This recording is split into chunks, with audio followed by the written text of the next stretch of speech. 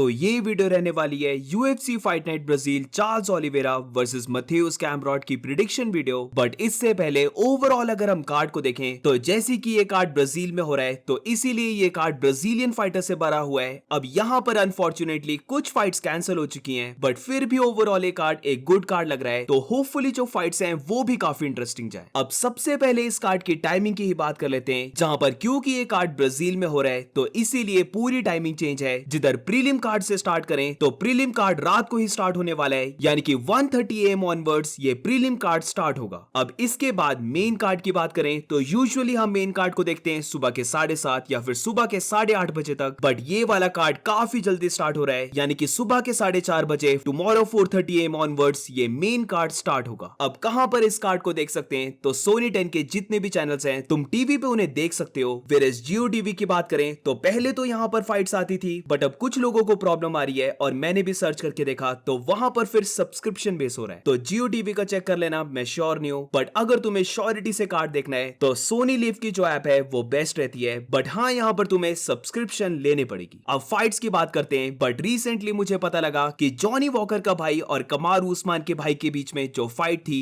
यानी कि Walter Walker versus Mohammad Usman की जो फाइट थी वो भी अब कैंसिल हो चुकी है, जहां पर मोहम्मद उस्मान इंजर्ड हो गया है। वॉल्टर वॉकर को फाइट करता हुआ देखने के लिए हर कोई एक्साइटेड था, बट अब अनफॉर्चुनेटली उसकी फाइट कैंसिल हो चुकी है। वो बोल तो रहा है कि वो स्टिल चाहता है फाइट करने के लिए, बट इतना लेट क्या उसे कोई रिप्लेसमेंट फाइटर मिलेगा, लेट्स सी। इस कार्ड में विटोर पेट्रिनो भी फाइट कर रहा है, जहां पर उसकी फाइट होने वाली है थॉमस पीटरसन के साथ, और ये विटोर पेट्रिनो की सेकंड फाइट है हैवीवेट में। वो लाइट हैवीवेट का काफी अच्छा फाइटर था, फिर 2 फाइट्स को हार गया और हैवीवेट डिवीजन में मूव कर गया, तो ऑफ कोर्स यहां पर उसके पास स्पीड की एडवांटेज काफी रहेगी, स्किल्स की भी एडवांटेज उसके पास काफी रहेगी। तो लेट्स सी क्या वो फाइट को विन करता है। वेरएस इसके बाद बहुत मिड लेवल फाइट्स हैं, तो मैं डायरेक्टली बात करता हूं वेल्टरवेट फाइट की, जहां पर ये फाइट होने वाली है विसेंटे लुके वर्सेस जोएल एल्वारेज के बीच में। जोएल एल्वारेज 155 से अपना डेब्यू कर रहा है 170 डिवीजन में, और ये टू बी ऑनेस्ट बहुत अच्छा मूव लग रहा है उसका, जहां पर एकदम से उसे एक बिग नेम विसेंटे लुके ओपोनेंट मिल चुका है, और अभी जिस वे से विसेंटे लुके की फॉर्म चली है वो बहुत ज्यादा डिक्लाइन कर गया है, तो मेरी ओपिनियन में इससे बेटर अपॉर्चुनिटी जोएल एल्वारेज को नहीं मिल सकती थी। कोई नहीं जानता कि कौन सा विसेंटे लुके शो अप होने वाला है, क्या वो प्राइम विसेंटे लुके जो केयर नहीं करता था, बस फॉरवर्ड चार्ज करके वो अपने ओपोनेंट को नॉकआउट कर देता था, या फिर लास्ट की कुछ फाइट्स वाला विसेंटे लुके जो बहुत जल्दी गिव अप कर जा रहा है। आई थिंक सो हमें लास्ट वाला विसेंटे लुके ही देखने को मिलने वाला है, और क्योंकि ये ब्राजील का कार्ड है इसीलिए वो यहाँ पर फाइट कर रहा है, तो मैं यहाँ पर चाह रहा हूँ Joel Alvarez to win by round 2 knockout. May be ये फाइट डिसीजन भी चले जाए, I am not sure, but इस फाइट में जोएल एल्वारेज के पास साइज और रीच की एडवांटेज है, और अगर हम उसके फाइटिंग स्टाइल को देखें तो वो डिस्टेंस को मेंटेन करके आउटसाइड ऑफ द पॉकेट रहकर जैब को बहुत अच्छे से थ्रो करता है, उसकी किक्स काफी अच्छी हैं, और फिर उसकी किक्स के बाद जो पंच कॉम्बिनेशंस हैं ये सारा विसेंटे लुके को मुझे लगता है ट्रबल देगा। विसेंटे लुके एक ऐसा फाइटर है अगर तुम उसके साथ ब्रॉल कर रहे हो तो वो सबसे ज्यादा बेस्ट शाइन करता है, बट जोएल एल्वारेज वैसा फाइटर है ही नहीं, तो आई थिंक सो वो पूरी फाइट को रखने वाला है डिस्टेंस में, और फिर मे बी वो कोई बिग शॉट को लैंड कर दे, बट ओवरऑल जोएल एल्वारेज को मैं पिक कर रहा हूं फाइट को विन करने के लिए। और मूविंग ऑन टू द को मेन इवेंट फाइट, तो ये फाइट मेरे लिए बहुत ज्यादा ट्रिकी फाइट है, जहां पर bantamweight division fighters Davison Figueiredo versus Montel Jackson की ये फाइट है। अब क्यों ये फाइट मुझे लग रहा है कि ट्रिकी फाइट है, तो अगर तो हमें डेविसन फिगरेडो जिसने चिटो वेरा के साथ या फिर पीटीआन के साथ फाइट की थी वैसा वाला दिखा, तो वो फिर मॉन्टेल जैक्सन को स्मोक करने वाला है, बट कोरी सैंडगन के साथ जो डेविसन ने लास्ट फाइट की थी वहां पर उसने बहुत ही अंडर परफॉर्म किया, और फिर वो अपनी फाइट में नी इंजरी को भी पिक कर लेता है, और क्योंकि उसने फाइट में इतना बुरा परफॉर्म किया कि टॉप कंटेंडर्स के बाद एकदम से यूएफसी ने उसे मॉन्टेल जैक्सन दे दिया है जो टॉप 15 में भी नहीं है। फिगी को यहां पर कैसे भी फाइट में डिलीवर करना है, बट मॉन्टेल जैक्सन एक ट्रिकी ओपोनेंट रह सकता है, जिधर अगर हम दोनों के साइज और रीच को देखें तो मॉन्टेल जैक्सन के पास बहुत ज्यादा साइज और रीच की एडवांटेज है, उसके पास शायद से कोई 6 to 7 इंचेस की रीच एडवांटेज पड़ी है, और इसके ऊपर से वो जैब भी काफी अच्छा थ्रो करता है, तो डेविसन को फाइट में कैसे भी डिस्टेंस को क्लोज करना है, और उसके पास जो अपने राइट हैंड में पावर है वो उसे यहाँ पर फाइट में शो करना होगा। फ्लाईवेट डिवीजन से डेविसन फिगरेडो आ रहा है, बट फिर भी उसके पास जो पावर है वो नेक्स्ट लेवल है, उसने आयरन चिन चिटो वेरा को ड्रॉप कर दिया, फिर पीटीआन को भी ड्रॉप कर दिया था, तो पावर तो है डेविसन के पास, बट फाइट में उसे कैसे भी देखना होगा कि वो रेंज को क्लोज करे। आई थिंक सो जैसे डेविसन ने पीटीआन के साथ फाइट की थी जहां पर वो ले बैक नहीं रह रहा था बल्कि वो अटैक करने का देख रहा था, तो यही चीज उसे मॉन्टेल जैक्सन के ऊपर करनी होगी, क्योंकि मुझे लगता है अगर वो रेंज में रहा तो मॉन्टेल जैक्सन उसे हर्ट करके नॉकआउट कर सकता है, पर अगर वो रेंज को क्लोज करके अपने ह्यूज राइट पंचेस को थ्रो करने लग पड़ता है तो वो भी मॉन्टेल जैक्सन को नॉकआउट कर सकता है। मॉन्टेल जैक्सन की ये पहली फाइट होने वाली है टॉप 15 में, तो वो अभी टॉप रैंक फाइटर्स के अगेंस्ट जरा भी टेस्टेड नहीं है, तो यहां पर है तो ये ट्रिकी फाइट, बट स्टिल मैं यहां पर पिक कर रहा हूं Deiveson Figueiredo to win by decision. May be यहां पर डेविसन अपनी ग्राउंड गेम को भी मिक्स करे क्योंकि उसकी ग्राउंड गेम हाईली अंडररेटेड है, तो देखते हैं क्या होता है, बट फॉर श्योर जैसे उसने कोरी सैंडगन के साथ फाइट की थी उससे तो कंप्लीटली डिफरेंट करनी है। और अब चलते हैं मेन इवेंट पर, जहां पर ये फाइट है लाइट वेट डिवीजन की,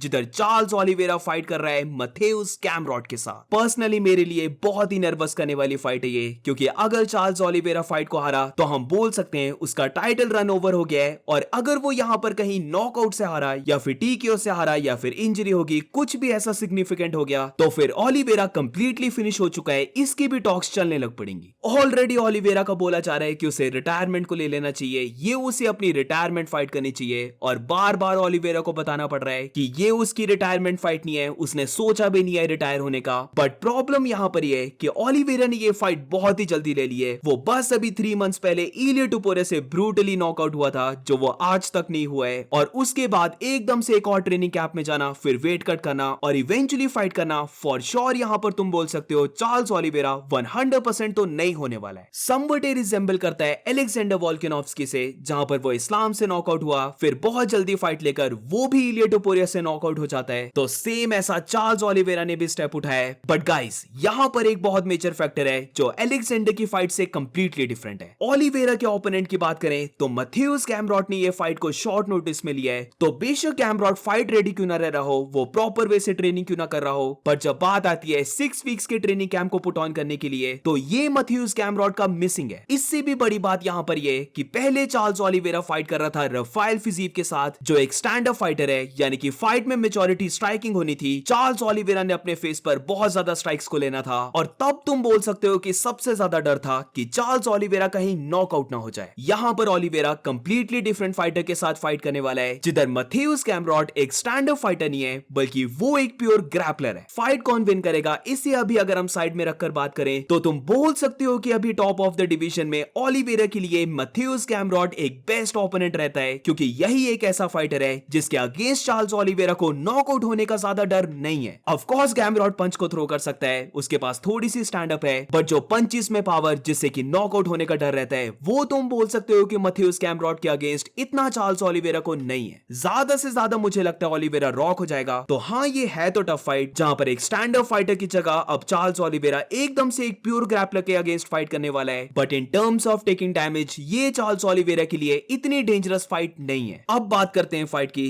जहां पर हर कोई जानता है कि कैमरॉट कौन से गेम प्लान के साथ आने वाला है। वो वंस अगेन ओलिवेरा के साथ ट्राई करेगा चेन रेसलिंग को यूज करने का, जहां पर बार बार वो चार्ल्स ओलिवेरा को ग्राउंड में लेके जाने की ट्राई करेगा, और इवेंचुअली जैसे कि वो अपनी हर एक फाइट्स को विन करता है, क्योंकि मुझे नहीं लगता कि यहां पर वो ओलिवेरा को सबमिट कर पाएगा। तो इसीलिए जो कैमरॉट की प्रोबेबिलिटी है कि वो कैसे फाइट को विन करेगा, तो मुझे लगता है कि वो फाइट को विन कर सकता है जिधर वो चार्ल्स ओलिवेरा को एग्जॉस्ट कर दे रहा है, बार बार वो ग्राउंड में लेके जाने के बाद ओलिवेरा को ग्राउंड में ही होल्ड कर रहा है, और फिर एंड में यूनानिमस वे से फाइट को विन कर गया। बट मेन क्वेश्चन यहां पर आता है कि क्या ऐसा चार्ल्स ओलिवेरा होने देगा, तो मुझे लगता है चार्ल्स ओलिवेरा ऐसा होने नहीं देने वाला है। अगर हम चार्ल्स ओलिवेरा और अरमान सरूकिन की फाइट को देखें, तो वहां पर अरमान सरूकिन भी ओलिवेरा को मल्टीपल टाइम्स ग्राउंड में लेके जाता है, पर चार्ल्स ओलिवेरा ने हमेशा या तो पोजीशन को रिवर्स किया है या फिर वो बहुत जल्दी वापस खड़ा हो जा रहा था। कैमरॉट का भी समवट यही स्टाइल है, जहां पर वो भी बार बार ओलिवेरा को ग्राउंड में लेके जाने की ट्राई करेगा, बट मुझे लगता है हर बार चार्ल्स ओलिवेरा वापस खड़े होने वाला है। और फीट में अगर हम देखें तो चार्ल्स ओलिवेरा की स्ट्राइकिंग ज्यादा बेटर है कैमरॉट से। सबसे बड़ी मिस्टेक जो लोग कर रहे हैं वो ये है कि हर कोई चार्ल्स ओलिवेरा की चिन को लेकर बात कर रहा है कि उसकी चिन वीक है, वो हर्ट हो जाएगा, बट नोटिस करना कैमरॉट की चिन भी बहुत ज्यादा वीक है। डैन हुकर मैथ्यूज कैमरॉट को रॉक करता है, बट उससे भी पहले अगर हम चलें तो आरडीए जो एक ओल्ड फाइटर है, जरा भी अपनी प्राइम में नहीं था, वो भी मैथ्यूज कैमरॉट को रॉक करके ड्रॉप कर देता है। फीट में जब हम देखते हैं तो मैथ्यूज कैमरॉट एक काफी वाइल्ड फाइटर है, वो बहुत ज्यादा अपने पंचेस को स्विंग करता है, क्योंकि मेनली उसका एम है अपने ओपोनेंट को पकड़ के उसे टेक डाउन करने का, तो इसीलिए वो काफी रेकलेस होता है। बट चार्ल्स ओलिवेरा का जो टेक डाउन डिफेंस है वो काफी अच्छा है, और इवन अगर वो ग्राउंड में चले भी जाता है तो वहां पर फिर हम लाइट वेट डिवीजन की बेस्ट ग्राउंड गेम देख सकते हैं, जिधर कहीं से भी चार्ल्स ओलिवेरा मैथ्यूज कैमरॉट को फिनिश कर सकता है। वंस अगेन अगर मैं अरमान की फाइट को उठाऊं तो वहां पर भी अरमान बार बार बार तो ओलिवेरा को ग्राउंड में लेके चले गया। तो जैसे मैंने कहा, या तो फिर ओलिवेरा वापस खड़ा हुआ है या फिर उसने अरमान सरूकिन के ऊपर बहुत डेंजरस सबमिशंस को लगा दिया था जो काफी क्लोज आगे थे फिनिश होने के। अब वैसे ही कोई सेम सबमिशन अगर गैमरॉड के ऊपर लग गया तो आई डोंट थिंक सो कि अरमान की तरह वो सर्वाइव करने वाला है सबमिशन को। तो इसीलिए गाइस मैं यहां पर पिक कर रहा हूं Charles Oliveira to win by submission. मुझे फील आ रही है कि चार्ल्स ओलिवेरा राउंड 2 या फिर राउंड 3 में मथेउस गैमरॉड को सबमिट करने वाला है, जहां पर पहला राउंड तो मुझे लगता है कि मथेउस गैमरॉड विन करेगा, जिधर वो ओलिवेरा को बार बार ग्राउंड में लेके जाएगा। बट फिर जब गैस टैंक की भी बात करते हैं, पूरे 5 राउंड्स की बात करते हैं, तो ओलिवेरा के पास बेटर गैस टैंक है। और मथेउस गैमरॉड को हमने बार बार देखा है कि वो स्टार्टिंग में तो काफी हेवी प्रेशर को लेके आता है, जहां पर वो टेक डाउन्स कर रहा है, बट जैसे जैसे फाइट लेटर राउंड्स में जाती है तो वो फिर टायर्ड होने लग पड़ता है और उसके बाद फिर उसकी स्टैंड अप गेम स्टार्ट हो जाती है, जो मुझे लगता है ओलिवेरा की फाइट में राउंड 2 के मिड या फिर राउंड 3 में स्टार्ट हो जाएगी। उसके जो टेक डाउन अटेम्प्ट्स हैं वो बहुत ज्यादा वीक हो जाएंगे और फिर चार्ल्स ओलिवेरा उन्हें डिफेंड करके जब गैमरॉड को फोर्स करेगा स्ट्राइकिंग करने का, तो यहां पर चार्ल्स ओलिवेरा के स्ट्रेट पंचेस बहुत ज्यादा यूज में आने वाले हैं। वो लग रहा है कि मथेउस गैमरॉड को हर्ट करने वाला है, उसे ड्रॉप कर देगा